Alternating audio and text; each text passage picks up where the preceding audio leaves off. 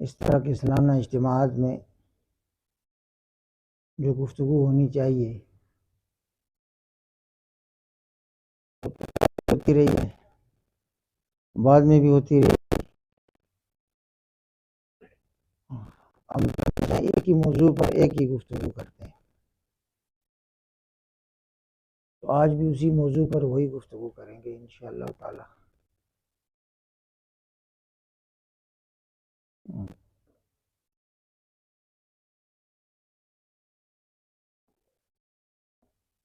گفتگو کا موضوع بس ایک ہی ہے کہ آپ سے گزارش ہے کہ تصویر نہ لیں، نہ کوئی ویڈیو بنائیں، اجازت نہیں ہے ساری.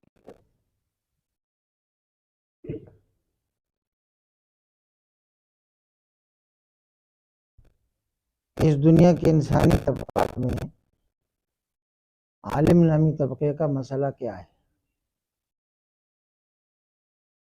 اور اس عالم یہ لقب اور اس فضیلت رکھنے والے انسان کو جس امت سے واسطہ پڑتا ہے اس کا مسئلہ کیا ہے. سب سے پہلے ہم اپنا مسئلہ حل کر لیں تو پھر امت کے مسائل حل کرنا بھی آسان ہو جائے گا. کم از کم راستہ تو کھل جائے گا، کم از کم جہت تو معلوم ہو جائے گی کہ کس رخ میں جانا ہے، اور کم از کم سفر شروع تو ہو جائے گا. انسان کسی اور طبقے سے تعلق رکھتا ہو تو اس کے اپنے اپنے مسائل ہو سکتے ہیں. ہمارا آپ کا جو طبقہ ہے مولوی ملا کا یا طالب جان فاضل جان کا، ہمارا سب سے بڑا مسئلہ یہ ہے کہ ہم اللہ تعالیٰ کی نظر میں قبول کیسے ہو جائیں. اللہ تعالیٰ اپنی مخلوق پر نظر ڈالتا ہے تو اس کی جو تکوینی منشا ہے اسے پورا کرنے کے لیے انس و جن کو، شجر حجر کو، فرشتوں کو استعمال کرتا ہے. کسی کو کسی کام کے لیے منتخب کرتا ہے، کسی کو کسی کام کے لیے مفوض کر دیتا ہے. بس یہ اس کی شان ہے. تو اس کی نظر رحمت یا نظر انتخاب کے باشندوں پر پڑتی ہے.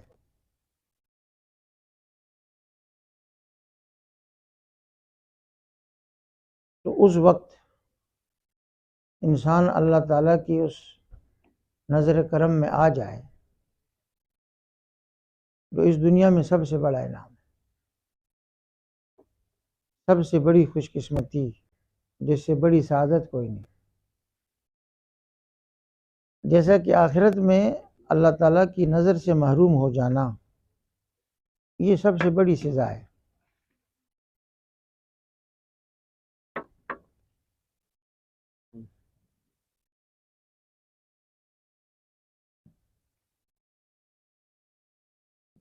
سب سے بڑے جرم پر دی جائے گی. وہ سب سے بڑا جرم کیا ہے کہ اللہ تعالیٰ نے اس انسان سے کچھ عہد لیے ہیں، کچھ ملاء الاعلیٰ میں عہد لیے ہیں، کچھ یہاں آ جانے کے بعد پھر انبیاء علیہ السلام کی زبانی وحی بھیج کر عہد لیے ہیں. اس عہد کی خلاف ورزی کرنا یہ سنگین جرم ہے، بڑا جرم ہے، جس پر یہ سب سے بڑی سزا ملے گی. لا ينظر الیہم یوم القیامہ. یہ وجودی سزا نہیں، سلبی ہے، ہوگا کچھ بھی نہیں اس کے ساتھ، لیکن یہ اتنی سخت عقوبت ہے کہ اس کو اللہ تعالیٰ نے سخت ترین جرم کی سزا کے طور پر بیان کر دیا ہے. تو اس کے مفہوم مقابل کے طور پر، مفہوم مخالف لینے کی مفہوم مقابل جو احکام میں نہ ہو تذکیر میں ہو، ویسی شرائط نہیں ہے. مفہوم مقابل کے طور پر سب سے بڑی نعمت پھر یہی ہے. جیسے آخرت میں سب سے بڑی نعمت ہے کہ اللہ تعالیٰ اپنا دیدار نصیب کرے گا، اس کے بھی درجات ہوں گے. اس دنیا میں صرف تجلی اللہ تعالیٰ کی ہوئی ہے، اس سے زیادہ نہیں ہو سکتا.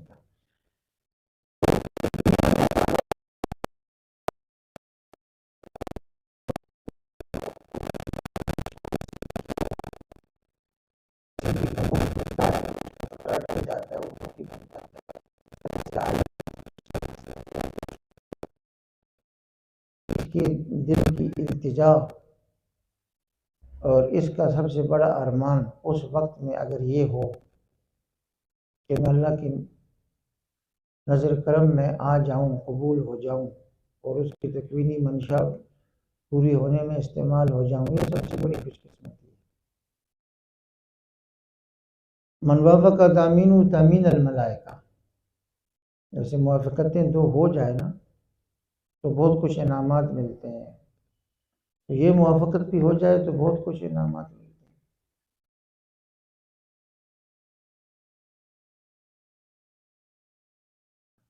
تو عام انسان کا کوئی بھی مسئلہ ہو، ایک عالم کا، طالب کا، مولوی کا، ملا کا، داعی کا، مجاہد کا، نبی علیہ السلام کے وارث کا، اس امت کی گلہ بانی کی ذمہ داری سنبھالنے والے انسان کا سب سے بڑا مسئلہ یہ ہے.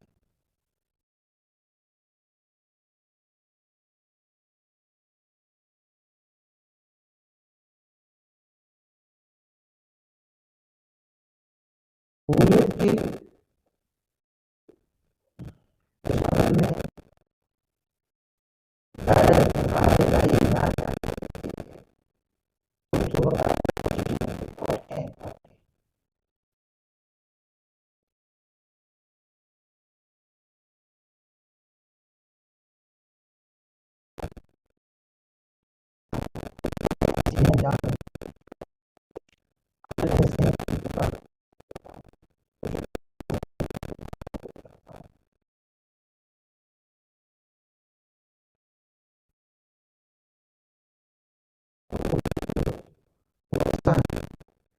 مشرہ ہیں،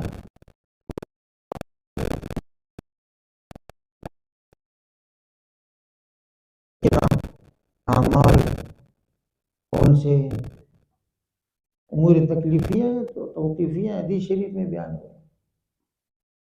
آپ کے سامنے مستجاب شخصیات کی علامات کیا ہیں، یہ بھی آپ کے سامنے. کچھ ٹوٹکے بھی ہوتے ہیں.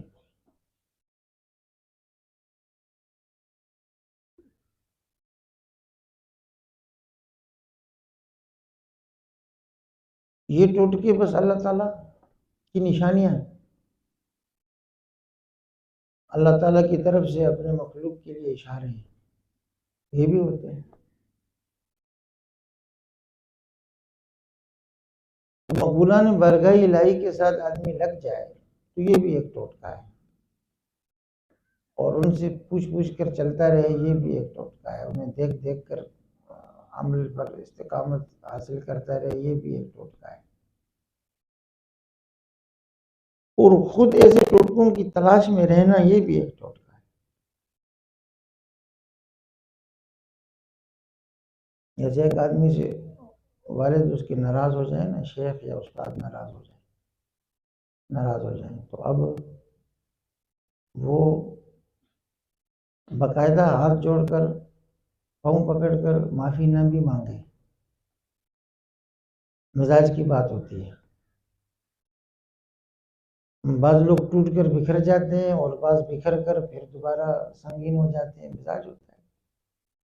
تو وہ اگر صرف اس تلاش میں لگا رہے نا کہ اس کے کندھے جھکے ہوئے ہوں، آنکھیں ندامت سے اس کی گری ہوئی ہوں، اور وہ تلاش میں رہے کہ ان کو کسی طرح راضی کرنا ہے، اس کے ٹوٹکے تلاش کرنا ہے، نہ کر سکے، پھر بھی اس کا اس میں رہنا وہ بڑوں کا دل پسیج جاتا ہے، وہ ٹھیک ہے، کافی ہے. اس سے زیادہ آزمائش پہ نہیں ڈالنا چاہیے. تو خود ایسی چیز کسی چیز کی تلاش میں رہنا کہ ہمارا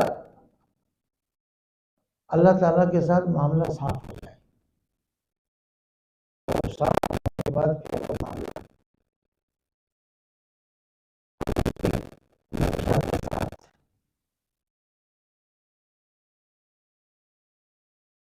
خوشبودار بھی ہو جائے.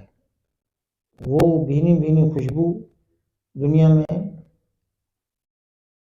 جنہوں نے اپنے علم اور ارادے سے گناہ چھوڑ دیا ہے اور اپنے علم اور ارادے سے اب انہوں نے نکال دیا ہے کہ دین کے غلبے کے علاوہ کسی اور چیز کے لیے نہیں جینا ہے، اور پھر اس پر استقامت کے ساتھ خود کو فنا بھی کر دیا ہوا ہے.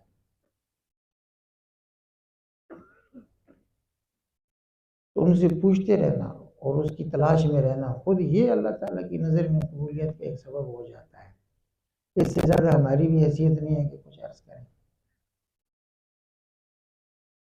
تو سب سے پہلا مسئلہ انسان خود جو کچھ کرتا ہے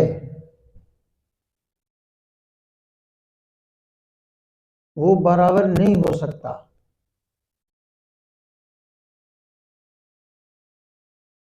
اس کی کوشش اس حد تک نہیں پہنچا سکتی جب تک اللہ تعالیٰ کی مرحمت خاصہ شامل حال نہ ہو.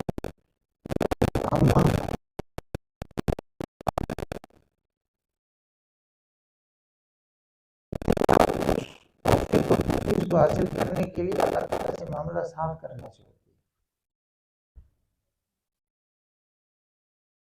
اور اس کے لیے اگر مادی وسائل کو ہم تلاش کریں گے تو یہ 7 سمندروں کا پانی کافی ہے، اور اگر روحانیت کی طرف آ جائیں تو آنسو کا ایک قطرہ ہے نا، اس کا کوئی سا بھی حصہ بھی کافی ہے. داڑھی نہ بھیگے آنسوؤں سے، اور جو آنکھ کے چھوٹا سا قطرہ ہے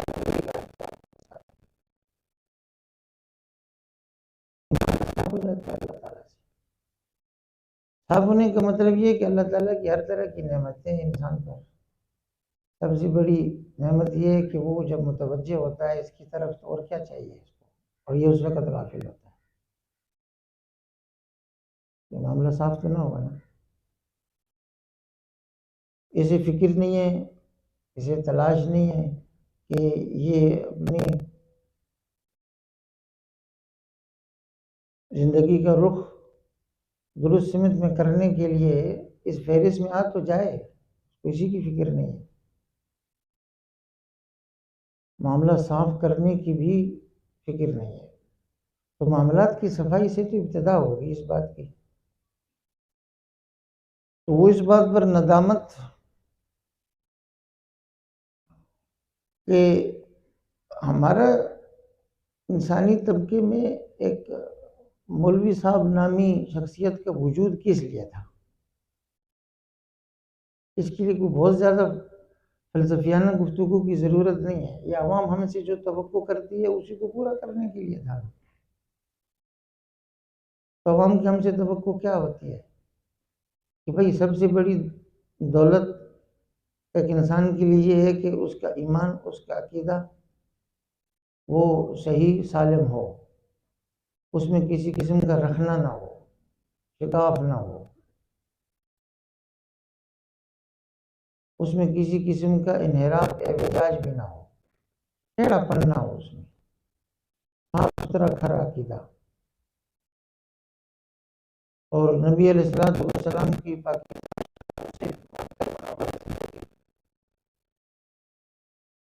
اور حال کا عمل کیا ہے اس سے آگاہی، اور اس کے اوپر پھر مستقل پہرہ داری، یہ ہم سے توقع کرتے ہیں نا. وہ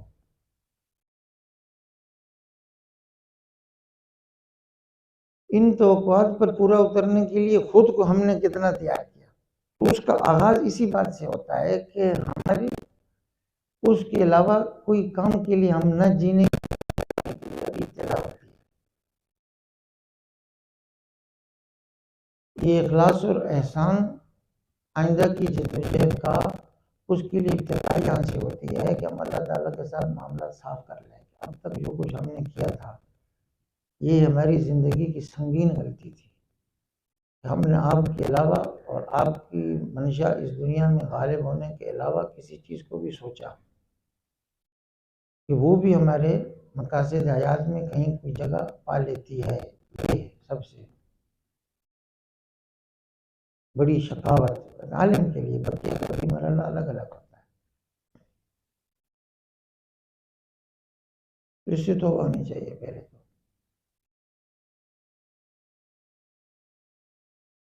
تو یہ توبہ بھی ان ٹوٹکوں میں سے ایک ٹوٹکا ہے. اللہ تعالیٰ جب دیکھتے ہیں کہ چلو اب تک جو ناشکری کی تھی اس سے تو باز آیا.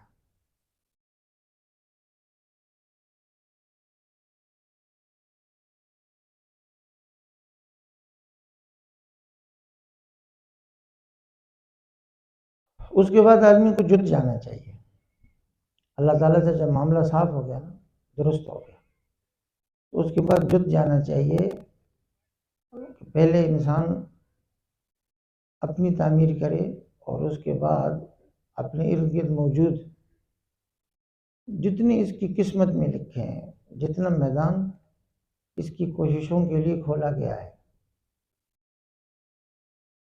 انسان ایک مخلوق ہے اور یہ کائنات بھی ایک مخلوق ہے، اور مخلوق جیسی بھی ہو، یہ انسان یا وہ کائنات محدود ہوتی ہے. تو اس کی کوششیں محدود ہیں، سوچ محدود ہے، اس کو زندگی کی جو سانسیں ملی ہیں محدود ہے، جتنے مواقع ملیں گے محدود ہیں، جتنے وسائل اختیارات ملے وہ بھی محدود ہیں، اور جو کچھ اس دنیا میں کر سکے گا وہ بھی محدود ہے. یہ لامحدود ہو سکتا ہے یہ سب کچھ اگر یہ لامحدود میں ضم ہو جائے، اپنے آپ کو اللہ کی رحمت میں اس کے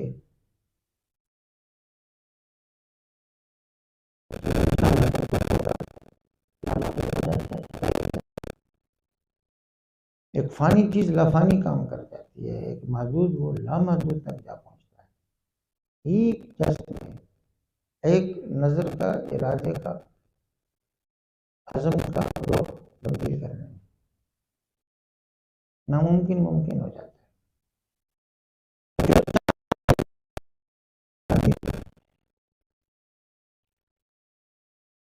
یعنی عالم ہے نا تو پہلے تو خود جانا چاہیے، علوم کو پختہ کرے.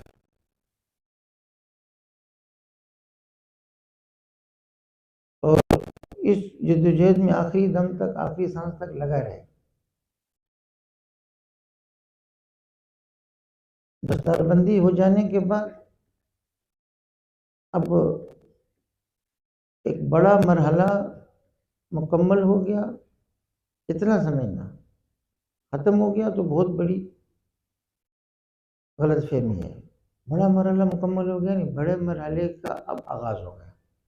اب ہم اس قابل ہو گئے ہیں کہ اس لامحدود سمندر میں اب اس کی موجوں سے ہم اپنے لیے کچھ حاصل کر سکیں، جو پہلے ہمیں سیراب کرے، اور ہر سیرابی ایک نئی پیاس کو جنم دے، اور ہر پیاس وہ پھر پورا سمندر بھی آدمی حاصل کر جائے تو اتنی شدید ہو. علمی اعتبار سے پختگی ہونی چاہیے. پہلے ہم سے دنیا یہ توقع کرتی ہے، پہلا ہمارا فرض یہ ہے، اور بنیادی مسئلہ حل ہونے کے بعد پہلا مسئلہ یہ ہے کہ خود کو ہمیشہ ناپختہ سمجھ کر چلتے رہنے میں. دنیا میں کچھ احساسات ایسے ہیں جن کا صحیح نتیجہ ہمیشہ اس کے برعکس ہوتا ہے. جیسے کہ کچھ کام اللہ کے ایسے ہیں کہ جن کا نتیجہ برعکس ہوتا ہے. جیسے صدقہ کرتے ہیں تو بالکل ایسے جب انسان کا یہ احساس ہوتا ہے کہ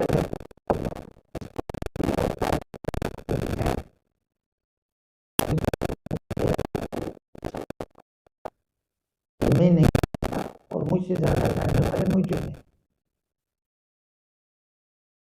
ان دونوں میں سے ایک بات کے اندر بھی غلطی یہ ناپختگی کی علامت ہے.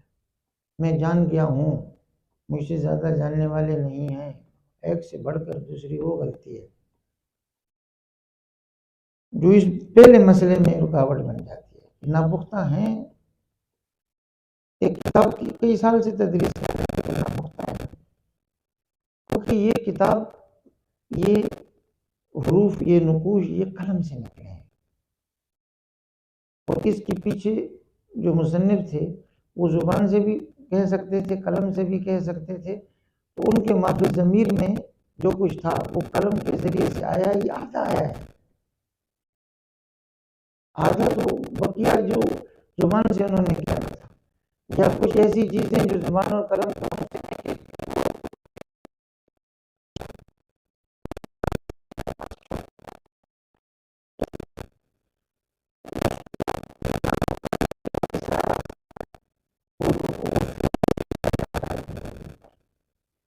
تو وہ اب بھی آ سکتا ہے، اور وہ اس وقت آئے گا کہ جب آپ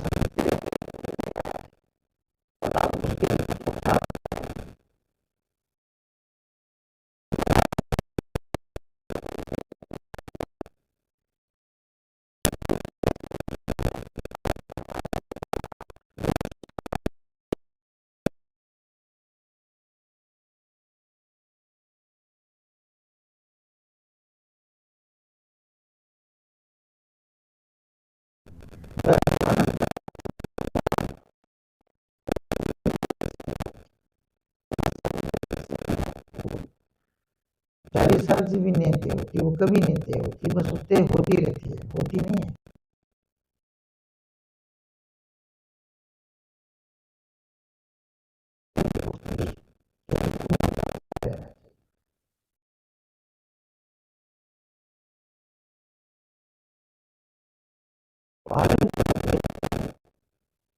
اور اس دیکھنے سے بہت کچھ سیکھتے ہیں، اور بہت کچھ سے متنفر بھی ہو جاتے ہیں۔ اصل یہ کہ عمل کو بھی شریعت کے اور سنت کے قریب سے قریب لانا چاہیے، اور اس کی جو تشریح فقہا نے کی ہے وہ، اور صوفیاء نے جو اس کی حقیقت کو، اس کے لیے جو ایک طرز وضع کیا ہے،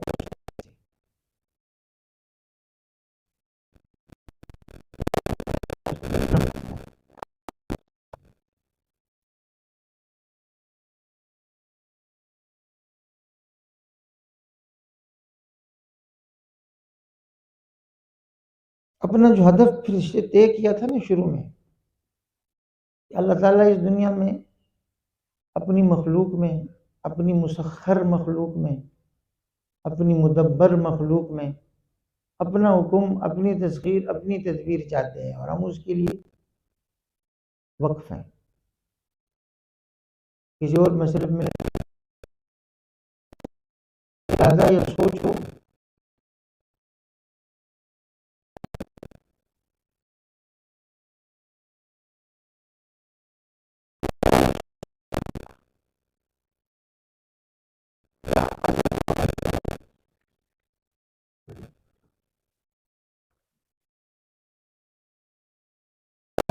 شبہ ہو، ذہنی تیاری ہو یا عملی آمادگی ہو، یہ سب چیزوں سے قریب، مستقبل قریب کی باتیں ہوں یا مستقبل بعید کے لیے جو کچھ انسان نے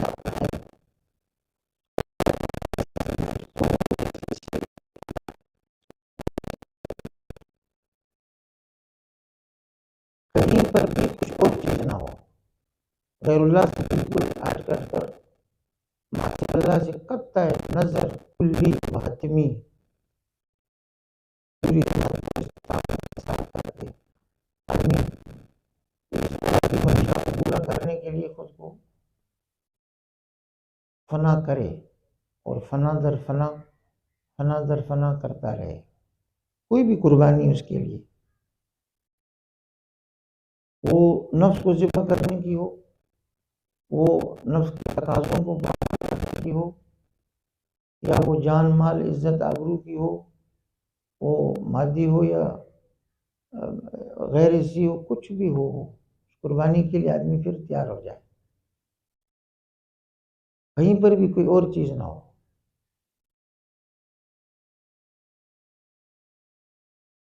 تو یہ جا کر کہیں ایک ڈھانچہ سا بنتا ہے، عالم کا اپنا مسئلہ کیا ہے، ٹھیک ہے، اس طرح کے آدمی کو اب آزمائیں گے۔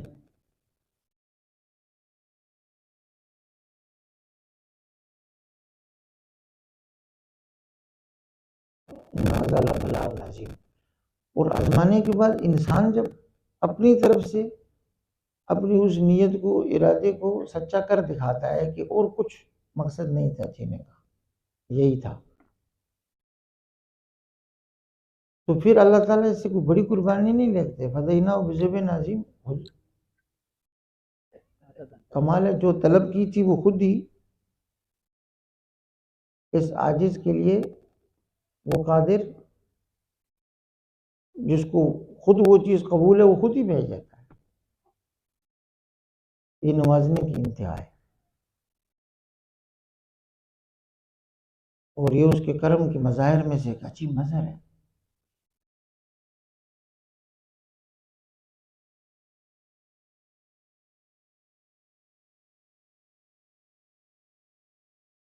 تو انسان کا اپنا جب مسئلہ حل ہو جائے تو اب اس کی اپنا مسئلہ کہ ایک جز یہ تھا کہ اس کو اپنے آپ کے لیے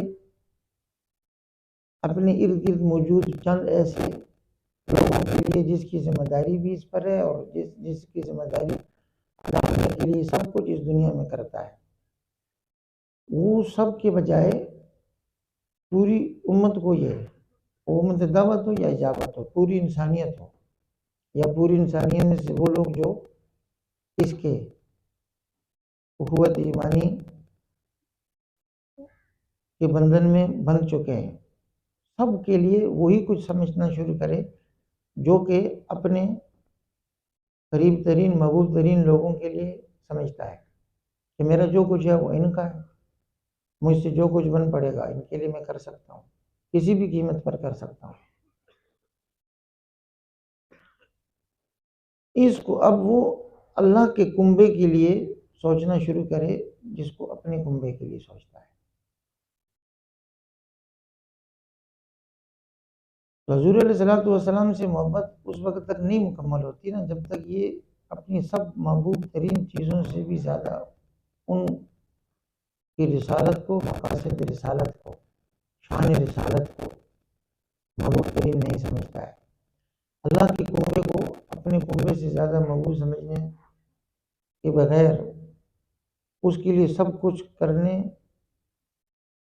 اور اس کرنے کے علاوہ کچھ نہ کرنے کا ایک مستقل نکھرا ہوا اور بہت ہی زیادہ عزم سے نکھارا ہوا، جب تک یہ ایسا نہیں کر لیتا ہے کہ وہ بھی میرے لیے اتنا ہی محبوب ہے، تو اللہ کے محبوب ہونے یا اس کے محب ہونے کے لیے وہ جو پہلی بات تھی نا اس کی نظر میں آنے کے لیے، وہی پوری نہیں ہوگی۔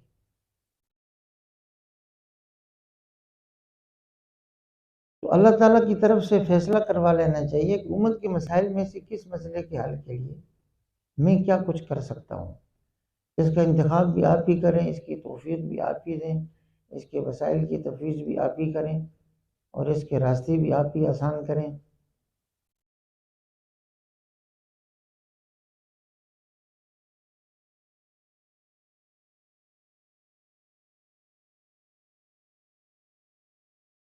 تو یہاں سے پھر دوسرا مسئلہ شروع ہو جاتا ہے، اس کا حل یعنی شروع ہو جاتا ہے، آغاز ہو جاتا ہے۔ ایک عالم کو، عالم برحق کو، جو نبی علیہ السلام کا وارث ہے، یعنی تمام انبیاء کا وارث ہے، اس کو زیب نہیں دیتا کہ اس کی نیت میں، عمل میں کہیں پر اس قسم کا کھوٹ ہو کہ وہاں حب جاہ کی کوئی گنجائش ہو، وہاں حب مال، حب دنیا ذاتی مفادات، مادی ارمان اور تمنائیں، ان کی کوئی شکل چھپ کر ہو یا تہ ترتے بھی چھپی بھی ہوتی ہیں، یہ حرص اور ہوس یہ چھپ چھپ کر اندر سینے میں جگہ بناتی ہے، اس کی کوئی چھپی ہوئی شکل بھی زیب نہیں دیتی۔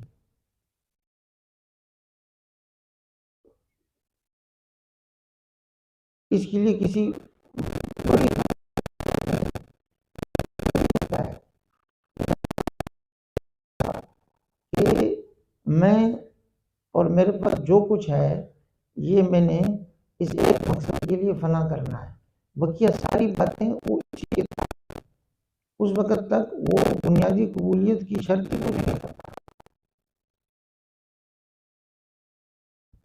اور اگر ایسی شرائط پوری کر دیتا یا تو باقاعدہ تدبیروں سے یا پھر ایسے بے قاعدہ ٹوٹکوں سے، اس کے بعد پھر محدود لامحدود ہو جاتا ہے۔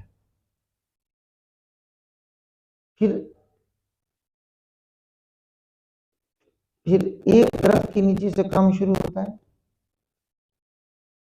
اور ایک استاد اور ایک شاگرد کے ذریعے سے شروع ہوتا ہے، اور ان کو ایک وقت کے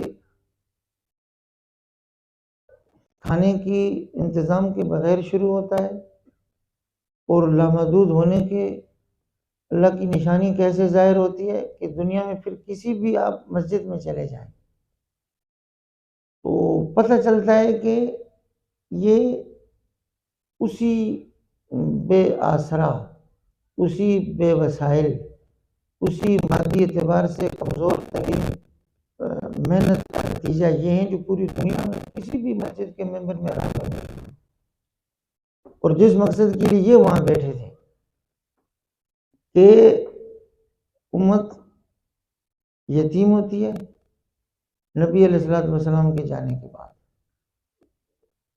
تو جو اس کا سرپرست ہوتا ہے وہ متقی ولی وسیع وہ وہی ہوتا ہے جو یہ کہہ دے کہ اچھا ٹھیک ہے میں یہ ذمہ داری لیتا ہوں کہ آپ سب کے مسائل پہلے حل کروں گا، میری حدود ولایت میں جتنے لوگ ہیں ان کے مسائل میں پہلے حل کروں گا، اور اس کو سب فریضوں سے فریضہ جانے گا۔ اب اس کو کچھ بھی کہہ لیں،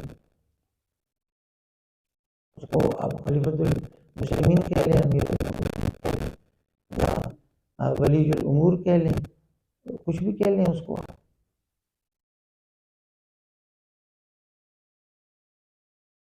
نبی علیہ السلام کے جانے سے یتیم ہو گئے، اب وہ سرپرست تھا جو ان کے کام دیکھتا تھا، ان کے بڑے ہونے تک ان کے کام دیکھتا تھا، اب وہ سرپرست بھی نہیں رہا، تو ان علماء نے یہ فیصلہ کہ توفیق کے خاص کے بغیر ہوتا نہیں، اور جب تک یہ نظر آنے والی چیزیں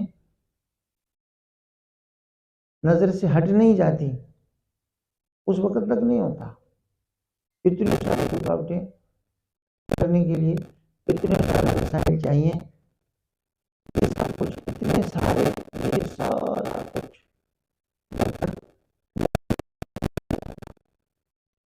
تک وہ کام غیبی شروع نہیں ہو پاتے جو ایسے لوگ سے شروع ہوں گے۔ انہوں نے یہ سوچا درخت کے نیچے بیٹھ کر، اب یہ جو شامیانہ لگائے نا یہ بھی اسی درخت کے ایک پتے کا سایہ ہے جس کے نیچے ہم بیٹھے، کہ نبوت کا سایہ ختم، اس کے بعد پھر اگر کسی نے ان کی ذمہ داری لی تھی، ولایت کہہ لیں، تولیت کہہ لیں، ان کی خدمت عامہ کہہ لیں، ان کی سیاست امور کہہ لیں، کچھ بھی کہہ لیں آپ، وہ بھی ختم۔ دن کی ظاہری شان و شوکت کے لیے، ظاہری تنفیذ کے لیے، ظاہری غلبے کے لیے جو چاہیے تھا وہ ختم ہو گیا۔ اب دن کا معنوی وجود تو رہے، عقائد اہل سنت والجماعت دنیا میں باقی تو رہے ہیں، اور اس وقت تک ہم اس امت کے اس بکھرے ہوئے اس گلے کو سنبھال کر تو رکھیں جب تک اللہ تعالیٰ کوئی بھیجے گا۔ الہیاتی امر اللہ، تو انہوں نے بیٹھ کر یہ کام شروع کر دیا. اب اس کا فیض دیکھیں کہاں تک ہوتا ہے. پوری دنیا میں آپ کسی مسجد میں جائیں نا تو امام صاحب سے ملیں، ان سے پوچھیں نورانی قاعدہ کہاں پڑھا تھا. تو بڑے بڑے وقت کے علماء اور جید علماء اور امت کے لیے نافع ترین مشائخ، آپ ان سے اگر یہ معلوم کریں کہ پہلا سبق کہاں پڑھا تھا، تو وہ جو پہلا سبق ہے وہ خود بتا دیتا ہے کہ یہ ساری چیزیں جو نظر آتی ہیں یہ جب نظر سے ہٹ جاتی ہیں اور جو نظر نہیں آ رہی ہوتی اس پر جم جاتی ہے نظر، پھر کیسے ہوتا ہے. انہوں نے کسی مکتب میں، کسی دیہات میں، کسی کچی مسجد میں اور بوسیدہ چٹائی پر بیٹھ کر کسی کے سامنے انہوں نے رہل رکھا ہے اور الف باتا سا وہاں سے شروع کیا ہے اور آج یہاں پہنچے ہوئے. جو اس کا مطلب کیا، اس سلسلے سے اس طرح کے علماء سے پھر جو جڑ جاتا ہے وہ بھی قبولیت میں آ جاتا ہے اور اس کو بھی ایک غیبی سایہ نصیب ہو جاتا ہے. یہ محدود پھر لامحدود کے نیچے آ جاتا ہے. اس کو باقاعدہ منصوبے سے کر ہی نہیں سکتا ہے.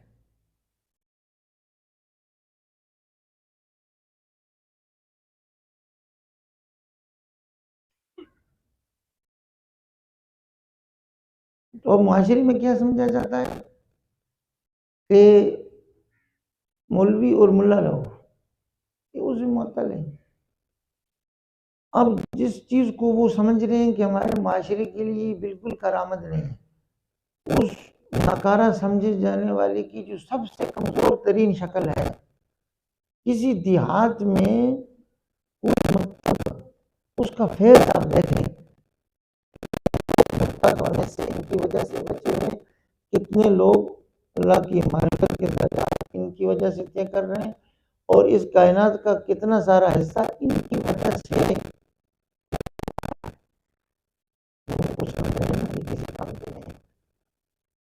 خود ان کو جو کچھ سمجھ میں آیا ہوا ہے ملا ہوا ہے.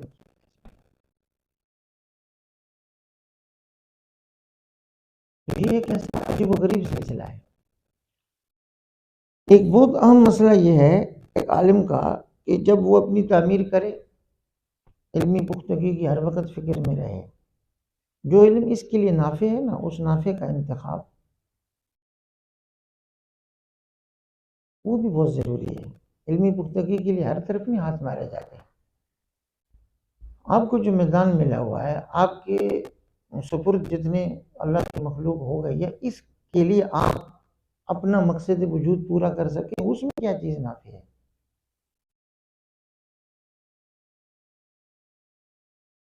اور عمل میں پھر شفافیت ہونی چاہیے، اندر باہر سے آدمی دھلا نکھرا ہوا ہو.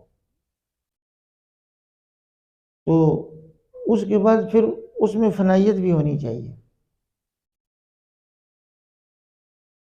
اسی جگہ پر جو آدمی پہنچ جاتا ہے نا تو پہاڑ اس کے لیے رائی بن جاتا ہے اور اس پر جو اللہ کی رحمت کے قطرات ہے وہ سمندر بن جاتا ہے. یہ عجیب و غریب سلسلہ ہے. ہم مسئلہ یہ کہ اپنی ساتھ کو بھی کیا رہتا ہے.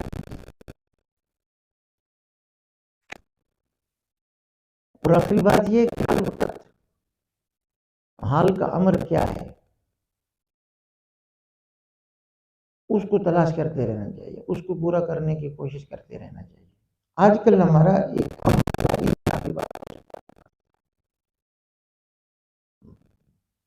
کہ معاشرے میں اپنی ساکھ کی حفاظت کریں، وہ اصل مبلغ ہے. ہمارا اصل کام دعوت اور تبلیغ ہے نا، اعلاء کلمت اللہ ہے. اس کے لیے کوئی چیز بھی ہو، پھر تعلیم تدریس ہو، تحقیق تصنیف ہو، دعوت تبلیغ ہو، جہاد و قتال ہو، تصوف، تزکیہ، سلوک و احسان، سب کچھ اعلاء کلمت اللہ کے لیے ہیں اور ابتغاء مرضات اللہ کے لیے. ٹھیک ہو گیا.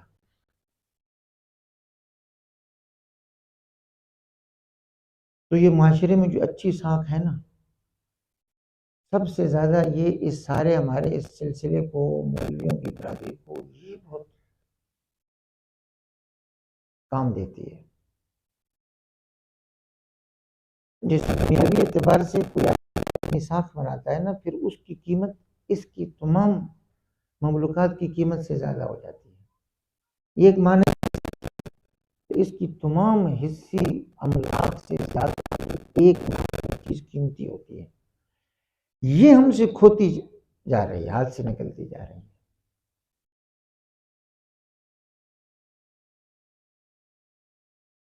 اس کی حفاظت کرنی چاہیے کہ لوگوں کی نظر میں علماء کا جو مقام ہے، حضرت کے الفاظ ہیں نا، علماء کا مقام، وہ مقام کی وجہ سے وہ جڑے رہتے ہیں، وہ ان کی وجہ سے دین سے جڑے رہتے ہیں. اس کو متاثر نہیں ہونے دینا چاہیے کسی بھی قیمت پر. ساری خدمات محفوظ ہوتی ہیں. اس کی بہت زیادہ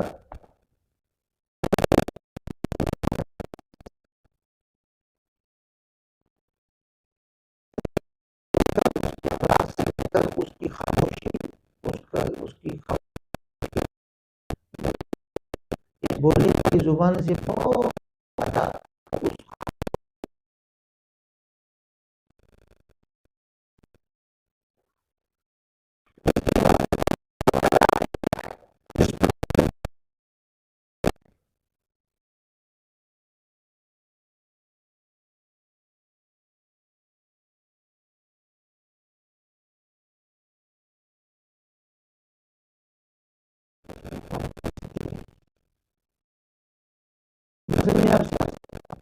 آج کل ان کے پاس کیا ہے اور وہ اس کو کس طرح سے زہر میں بجھا لیتے ہیں، اور پھر کس طرح سے وہ ایک تیر ایسا مارتے ہیں کہ ایک کی دم کے ساتھ دوسرے کی نوک جڑی ہوئی ہے، اور مسلسل یہ تیر اندازی، یہ سنگباری ہو رہی ہے ہم پر. اس کا ایک طریقہ تو یہ ہے نا کہ علماء سے متنفر کیا جائے.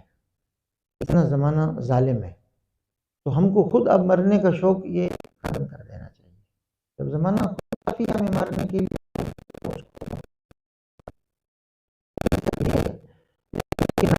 ہوتا ہے نا، طریقہ بڑا دلچسپ ہے. جیسے عیسائیت کے ساتھ مغرب میں ہوا، اب اسلامیت کے ساتھ مشرق میں ہوا کہ وہاں دین بیزاری کی ایک تحریک چلی تھی لبرلزم کے نام سے نا،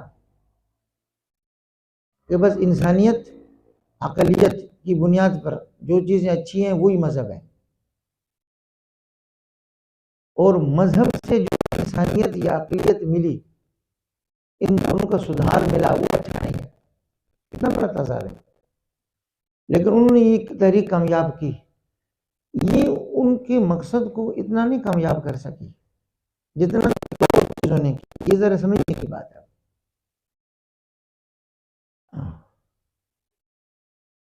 ایک یہ کہ اسی مذہب سے بیزار کرنے کی تحریک کامیاب نہیں ہو سکتی ہے جب تک کہ مذہب کے اندر بدعت تبادل نہ لایا جائے اور اس کے اندر سنت کی خوشبو نہ، اس میں تعفن نہیں ہو.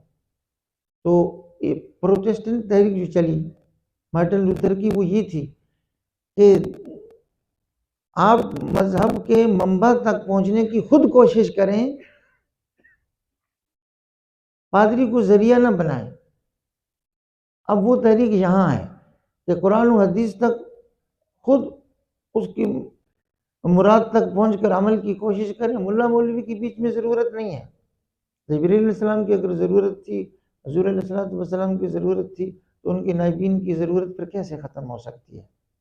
تو اس کا مطلب کیا ہوا کہ وہ قرآن حدیث کی طرف دعوت دی جا رہی ہوتی ہے بڑے زوردار انداز میں، لیکن در حقیقت وہ قرآن حدیث سے متنفر کر کے الحاد اور زندگی کی طرف لے جانے کے لیے ہوتی ہے. یعنی بے دینی کی طرف لے جانے کے لیے بہت ہی زوردار پوری شدت کے ساتھ دین کو اپنانے کی ہوتی ہے. قرآن شریف کی طرف اس لیے دعوت دی جا رہی ہوتی ہے، اس لیے قرآنیات کی اشاعت ہو رہی ہوتی ہے، اور اس لیے قرآن میں لوگ فنا میں نظر آ رہے ہوتے ہیں، اور درس قرآن کی محفلیں اور علوم قرآن کا غلغلہ برپا ہو رہا ہوتا ہے کہ حدیث شریف کا منکر بنایا جائے. اور حدیث شریف کی بار بار نام اس لیے لیا جا رہا ہوتا ہے اس کا جو فہم پاک ہے، جو صحیح فہم ہے، جو معتبر فہم ہے، جو مستند تشریح ہے، اس سے منکر کیا جائے. یہ مغرب کے ساتھ ہو چکا ہے، ہمارے ساتھ ہو رہا ہے. تو وہاں پر چرچ اور پادری دونوں ناکام ہو گئے. یہاں پر مدرسہ اور عالم کو سمجھ لیا کر کے وہ کیسے ناکام ہوئے تھے اور ان کے دشمن کیسے کامیاب ہوئے تھے، تو کم از کم وہ تاریخ یہاں نہ دہرائی جائے. ایک تیسرا طریقہ بیزار کرنے کی کھلی باتیں، کھلی توہین اور علماء کی اہانت، ان کے مقدس فریضے کی تحقیر، اور کے بعد پھر کنائی. پہلا طریقہ کیا کہ یہ دین کا صحیح فہم بغیر عالم کے حاصل کیا جائے. جو چیز ہو ہی نہیں سکتی بغیر کسی مفاہیم کے فہم نہیں ہو سکتا.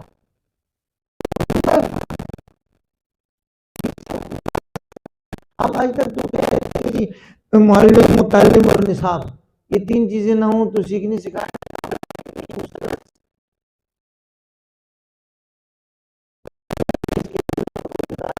آج آپ کیا کہہ رہے ہیں کہ نصاب ہو اور متعلم ہو، بیچ میں معلم نہ ہو. تو اب تیسری کوشش وہ بڑی دلچسپ ہے.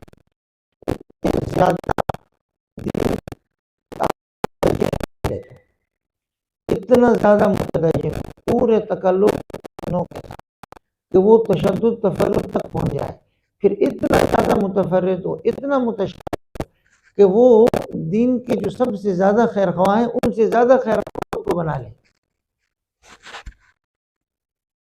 کہ یہ علماء یہ نہیں.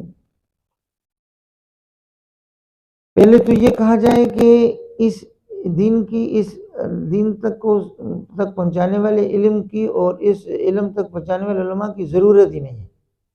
مذہب کی کوئی ضرورت ہی نہیں ہے. ایک دوسرے ضرورت ہے لیکن اس کے واسطے سے نہیں ہے جو مستند اور معتبر ہے براہ راست، جس کو عقل مانتی ہی نہیں ہے کہ کیسے ہو سکتا ہے براہ راست.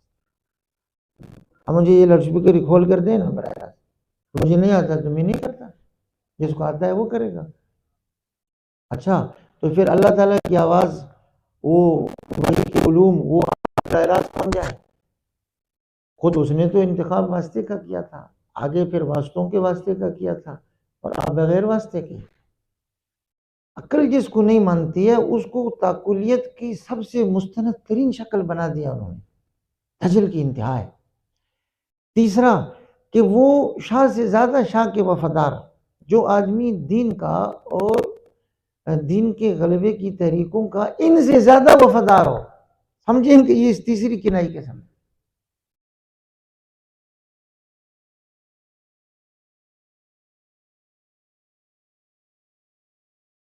اس کو خلافت کے لفظ کا مفہوم نہیں پتا، اور وہ بنیاد پرست ترین خلافت قائم کرنے کے لیے نہ صرف یہ کہ دنیا کو تہ و بالا کر دیا ہوا اس نے، بلکہ جو خلافت کی بچی کچی نشانیاں ہیں نا وہ ان کو بھی مٹانا چاہتا ہے.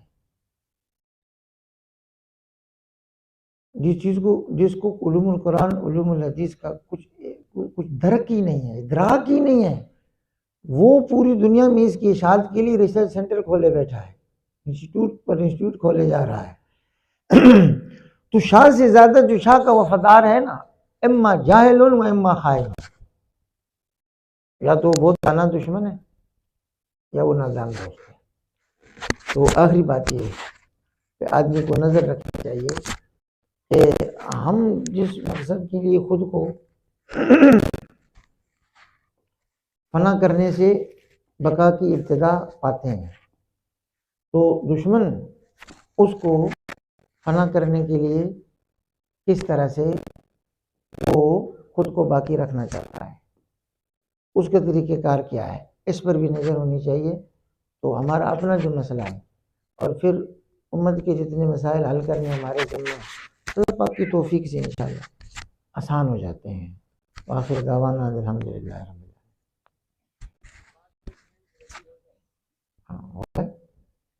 اس کے ہونے کے لیے پوچھنے کی ضرورت نہیں۔ ترکی کے حوالے سے بھی 5 منٹ کی گفتگو۔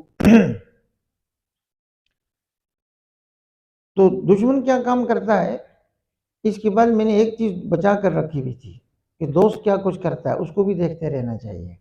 مجھے امید تھی، ابھی اندیشہ ناک قسم کی امید کہ پہلا سوال یہی آئے گا، وہ کیا کرتے رہے، دیکھنے کی چیز۔ اوہ عجیب و غریب، عجیب و غریب۔ سب سے پہلے تو جیسے اللہ اپنی نشانی دکھاتا ہے نا انسان کا زام توڑنے کے لیے، تو اٹھاؤ، 1 پاؤنڈ اٹھاؤ گے، مار لو چھلانگ، تو یہ 6 فٹ کی ہوگی، اور کیا کر لو گے؟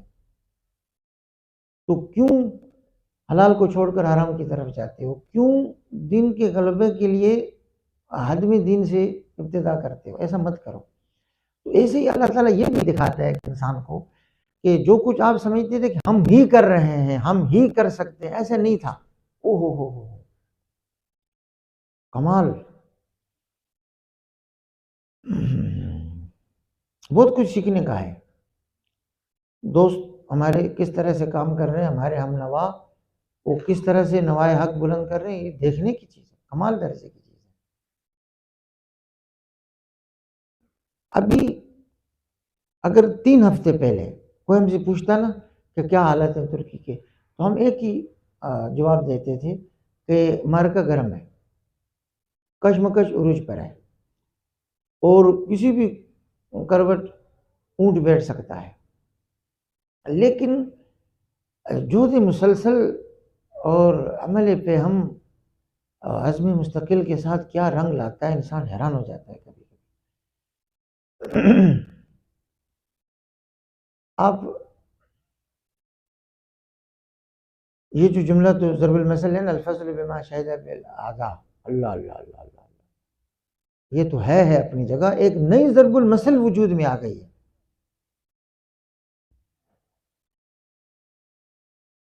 یہ وہاں کے آپ کہیں کہ وہاں کے اصلاح پسند، وہاں کے ترقی پسند، وہاں کے تعمیر پسند لوگوں نے، اب یہ پہلا سبق ہے کہ آپ ایسا لفظ مت بولیں۔ ابھی میں نے کہا نا کہ شاہ سے زیادہ شاہ کے وفادار مت بنیں، کہ جو شاہ کا پہلا دشمن ہے وہ ہدف دیکھ لے کہ اچھا ٹھیک یہاں سے ہو سکتا ہے حملہ، ایسا مت کریں۔ تو ایسا کوئی لفظ مت بولیں جس سے ان کے کام پر زد پڑے اور ان کا مقصد دور ہو، دشمن کا مقصد، ایسا لفظ بھی مت بولیں، سوچ سمجھ۔ یہ پہلا سبق ہے، کمال۔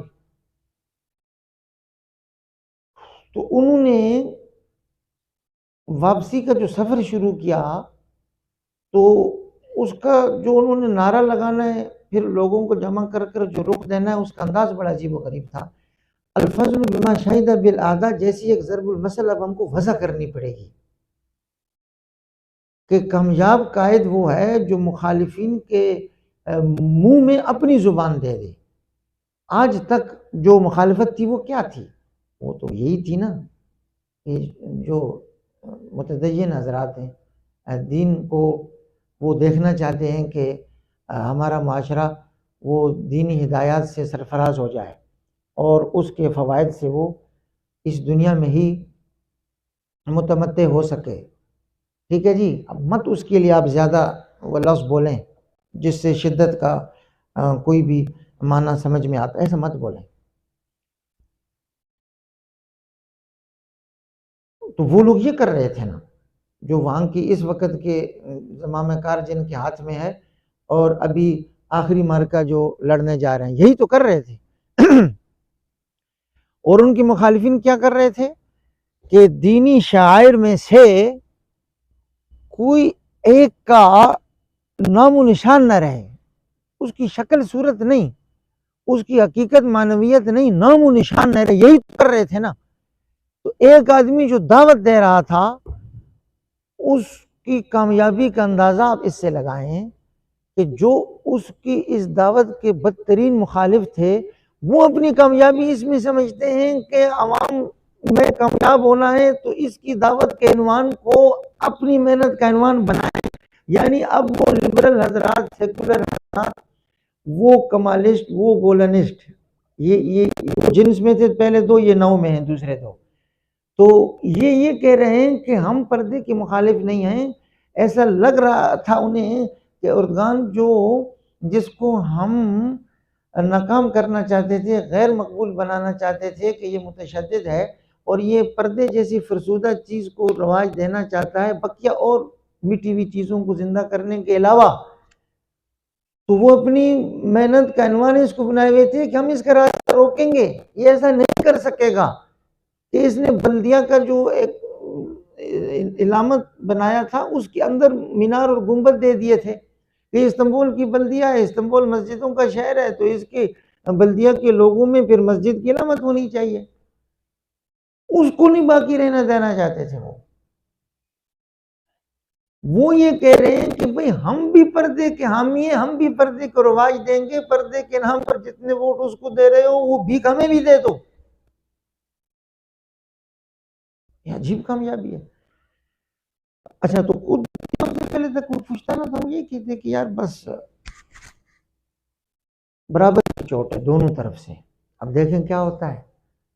لیکن ایک آدمی مسلسل چلتا رہا اور مثبت کام مسلسل کرتا رہا۔ آپ اگر پچھلے خصوصیت سے ایک سال کو جب سے انتخابی مہم کا آغاز ہوا تھا نا تو آپ کو حیرت ہوگی کہ انتخابی جلسے کم ہوئے ہیں اور جو کام منتخب امیدوار کو کامیابی دلاتے ہیں وہ زیادہ ہوئے ہیں۔ ہر 2 سے 3 ہفتے کا آپ وہ کر لیں، جائزہ لے لیں، ہر 2 سے 3 ہفتے کے بعد وہی کام کرتا ہے جس کے لیے لوگ حکمران کو حکمران بناتے ہیں۔ یعنی کسی پل کا افتتاح کرے گا، کسی اسپتال کا اعلان ہو رہا ہوگا کہ وہاں فیتہ کاٹ رہا ہے، کسی ایئرپورٹ پر پہنچا ہوا ہوگا، کوئی ٹرین، کوئی سرنگ، کوئی معدنی وسائل کی تلاش کی تیاری، بس وہ کام جس سے یہ دنیا کی سیاست تدبیر پوری ہوتی ہے، لوگوں کو اچھی زندگی ملتی ہے، شہری سہولتیں ملتی ہیں اور وہ خود کو سکون امن اطمینان میں محسوس کرتے ہیں، تو ٹھیک ہے پھر اللہ کی عبادت بھی کرتے ہیں، اس کی مانتے ہیں، اس کے ماننے والوں کو اچھا سمجھ کر ان کے پیچھے چلنا شروع کر دیتے ہیں۔ مستقل اجتماعی وسائل کو اس کے مصرف پر صحیح استعمال، مستقل۔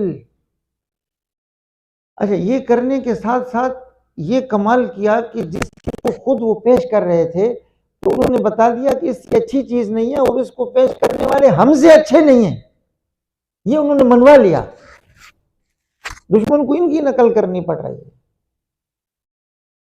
تیسرا، اس نے خود کو ثابت کیا کہ مجھے کیا آپ مقام دیتے ہیں حکمران کا نا، جیسے میں نے عرض کیا کہ ہمیں کیا مقام ہوتا ہے مذہبی رہنما کا، تو وہ ایک سیاسی رہنما، ایک دنیاوی رہنما حکمران ہے، تو اپنا تدبر اس درجے کا ثابت کیا ملکی امور میں اور پڑوسی ممالک اور عالمی سطح پر، اس درجے کی حزم و احتیاط سے اور اس درجے کی تدبیر سے چلے ہیں کہ یہ سارے لوگ کہ اب اس کو ایک ملکی سطح نہیں، ایک مقامی علاقائی سطح نہیں، آہستہ آہستہ عالمی سطح کا رہنما مانے، اس کو اب مانا جا رہا ہے، اور یہ یوکرائن کی جنگ میں ملوث کر کے اس کو خراب کرنا تھا، اس کو لے جانا تھا جہاں سے اس نے سفر شروع کیا تھا وہاں سے 100 سال، وہ اسی گڑھے کو اس طرح سے اس نے اس رکاوٹ کو پار کیا ہے کہ وہ آپ کہہ سکتے ہیں کہ 100 سال آگے چلا گیا، اس کو عالمی سطح کا رہنما مانا جا رہا ہے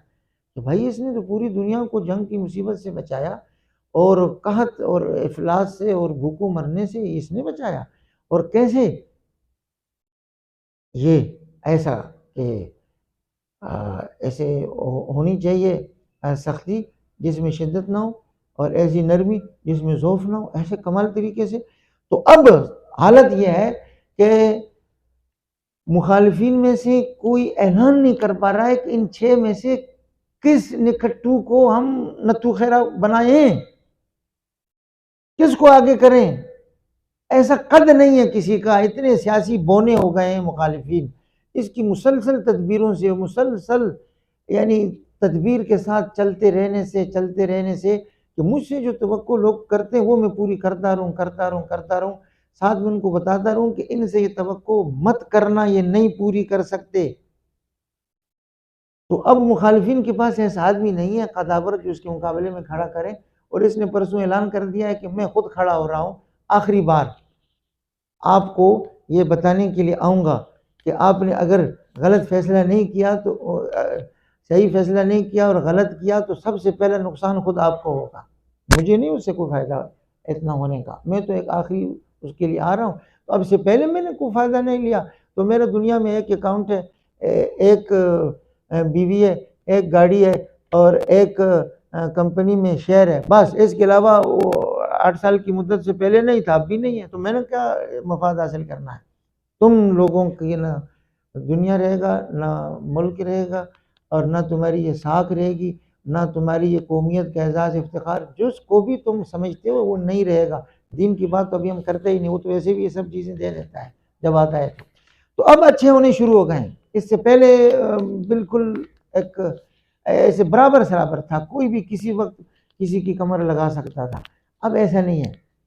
اب یہ بہت ہی اس نے اپنی ساکھ بہتر کر لی ہے اور یہ منوا لیا ہے کہ اگر کسی نے کامیاب ہونا ہے تو میرا مخالف ترین ہو کر بھی میرے نظریات کا موافق ترین اسے بننا پڑے گا. اگر میں ہارا بھی اور وہ جیتا بھی تو میں جیت جاؤں گا، وہ ہار جائے گا. یہ کمال کر دکھایا ہے اس نے. اب جب سے اب یہ جنوری شروع ہوگا تو 24 مئی تک جو آخری 6 مہینے کا مرحلہ شروع ہوگا نا، اس سے پہلے اس نے اب یہاں تک آ گیا ہوا ہے. ٹھیک ہے جی. اچھا، تو گریبی تو اضافی وقت کی گریبی میں لگتی ہے. یہ تو اصل موضوع گفتگو کا آخری نقطہ تھا. ٹھیک ہے صاحب. نہ نہ نہ نہ نہ ہاں، یہ نہیں ہوتا. گریبی وہ مطالبے پر نہیں ہوتی، وہ آبود سے نہیں ہوتی، وہ آمد سے ہوتی ہے. آمد ہو نہیں رہی ہے، اس لیے رخصت چاہتا ہوں میں. جزاک اللہ خیر.